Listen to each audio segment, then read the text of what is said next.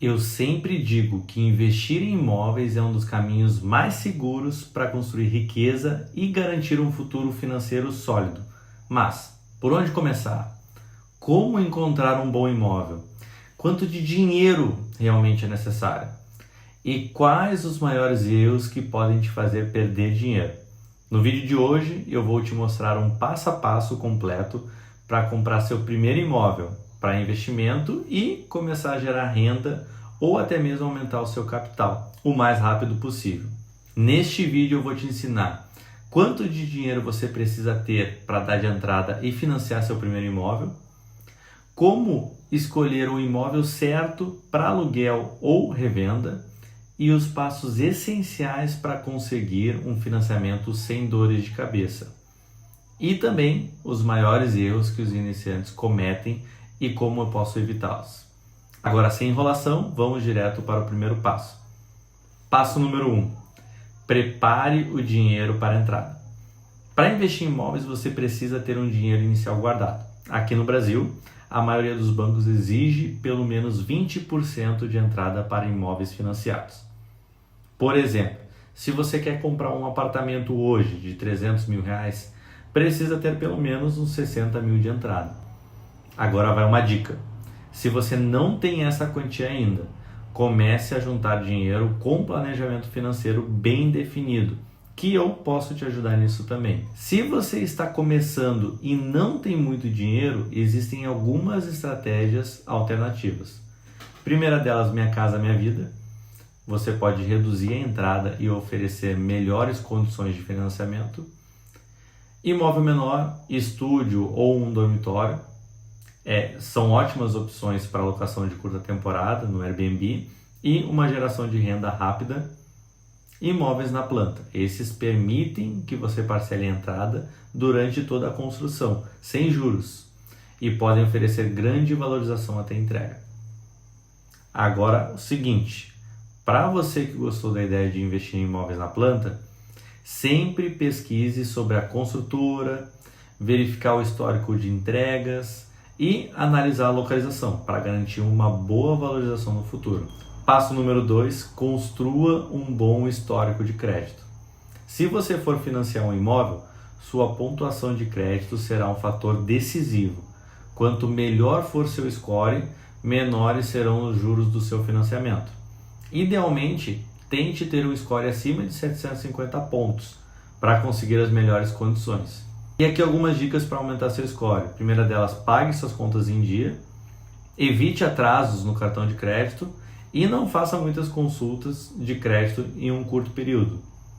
Porque ter um bom histórico, ele pode te economizar alguns milhares de reais em juros ao longo dos anos. Passo número 3, converse com os bancos e simule financiamentos. Antes de sair procurando imóveis, descubra o quanto você pode financiar. Entre em contato com bancos, com financeiras, para simular um financiamento. Mas seguinte, não autorize consultas de crédito ainda, apenas peça informações sobre quanto você pode financiar, qual será a taxa de juros e quanto será a parcela mensal. Isso vai te dar um limite realista de quanto pode investir. Passo número 4, escolha o tipo de imóvel certo para investimento. O tipo de imóvel ele vai definir o formato de investimento que você terá. Eu vou te citar algumas opções para ter uma ideia. Por exemplo, casas e apartamentos de 2 dormitórios em diante. São bons para aluguel de longo prazo. Estúdios e um dormitório são excelentes para curta temporada, ou seja, para usar no Airbnb. Mas importante, antes de comprar um estúdio, verifique se aquela região tem potencial para alocação de curta temporada. Eu já vi investidores aplicarem seu dinheiro em localizações sem demanda. Se você encontrou um desses, eu aconselho fugir. Imóveis comerciais, então eles podem ter retornos maiores, se estrategicamente adquiridos, mas muitas vezes eles exigem um capital maior. Condotel, nada mais do que apartamentos dentro de hotéis administrados profissionalmente. Esses oferecem uma renda passiva com zero envolvimento. Um exemplo clássico de investimento em condotel são unidades em empreendimentos como Radisson ou da bandeira core, que pode ser um Ibis, um Novotel, por exemplo. Mas vamos lá. Como funciona um condotel? Você compra uma unidade dentro de um hotel que nem um imóvel com escritura individualizada. O próprio hotel ele administra as locações para turistas e executivos e você recebe uma parte do faturamento mensal referente a toda a receita que o hotel gerou naquele mês. Só citando esses pontos, a gente já pode perceber que temos algumas vantagens nesse modelo e eu vou te separar as 3 principais. Primeira delas é a gestão profissional, então, ou seja, sem dor de cabeça com inquilinos ou manutenção, o investidor ele acaba tendo 0 envolvimento. Geralmente tem uma alta ocupação, especialmente hotéis em cidades turísticas e polos empresariais, e eles lhe permitem uma renda passiva. Você não precisa gerenciar o aluguel ativamente. Seu maior trabalho é ver o dinheiro pingar na conta todos os meses. Mas atenção, antes de investir, analise as taxas de administração e a taxa de ocupação prevista do hotel para garantir um bom retorno. Passo número 5, pesquise imóveis e faça cálculos antes de comprar.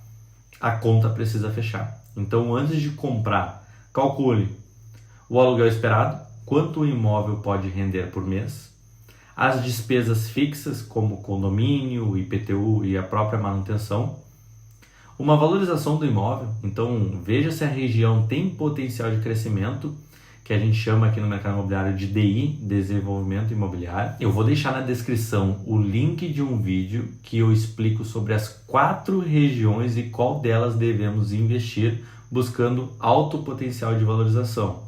E, obviamente, aquela que tu tem que escapar. E a regra de ouro, o aluguel ele deve cobrir pelo menos 0,5% do valor do imóvel por mês. Vou te dar um exemplo. Se um apartamento ele custa 300 mil reais, o ideal é que ele gere pelo menos 1.500 de aluguel por mês. Se o aluguel for menor que isso, eu te aconselho a pensar 2 vezes antes de comprar. Passo número 6, negocie e faça uma oferta. Nunca pague o preço cheio de um imóvel sem negociar. Sempre faça uma proposta menor do que o valor pedido. Muitos vendedores eles aceitam descontos, principalmente se o imóvel já estiver há meses no mercado. Além disso, veja se há possibilidade de desconto em pagamento à vista ou alguma condição especial de financiamento, ou até mesmo parcelamento direto. Passo número 7, faça a inspeção do imóvel antes de fechar negócio. Então, ou seja, antes de comprar, verifique o estado real do imóvel, cheque itens como instalação elétrica, hidráulica, rachaduras ou infiltrações e se os documentos estão em dia, para evitar surpresas jurídicas. Se encontrar problemas, use isso para negociar um desconto ou até mesmo desistir da compra e ir para o próximo. Passo número 8, finalize o financiamento e assine o contrato. Agora é hora de finalizar a sua compra. Se você seguiu todos os passos corretamente, o banco já terá aprovado seu financiamento e agora é só assinar o contrato, pagar taxas de impostos, ou seja, ITBI, escritura, registro e receber as chaves e começar a faturar. E aqui vai uma dica extra. Para você que está comprando o seu primeiro imóvel, você tem desconto, tá? Então, ou seja, no Brasil, a aquisição do primeiro imóvel, ele pode ter desconto como ITBI reduzido. Em muitas cidades, o Imposto de Transmissão de Bens Imóveis, que é o ITBI, ele pode ter um desconto de até 50% para a primeira aquisição financiada pelo Sistema Financeiro de Habitação, que é o SFH, tá? O uso do FGTS, ou seja, se o imóvel ele for residencial e estiver dentro do limite do Minha Casa Minha Vida, ou do SFH, você pode usar o FGTS para reduzir o saldo devedor. E o desconto no cartório, ou seja, no registro do imóvel, a taxa pode reduzir até 50% para imóveis adquiridos pelo SFH. Vou te dar um exemplo aqui. Vamos voltar para o apartamento de 300 mil reais.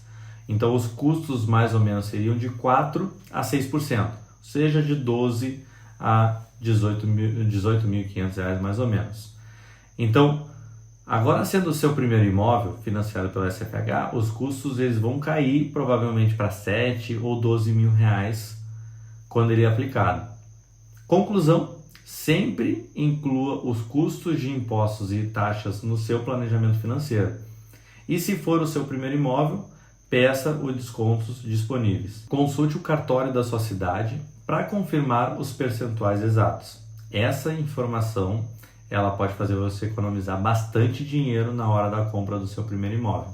Se você assistiu até aqui, parabéns! Agora você sabe exatamente como comprar seu primeiro imóvel e começar a sua jornada como investidor imobiliário. E se você gostou do conteúdo, pode deixar teu like, se inscreve no canal e ativa o sininho. Comenta aqui embaixo também se você prefere investir em imóveis para aluguel ou para revenda, né? Um house flipping, vamos assim dizer. E para facilitar o seu trabalho, eu criei uma planilha para analisar imóveis antes de comprar. Então é só clicar na descrição e baixar o modelo. Tamo junto e nos vemos no próximo vídeo.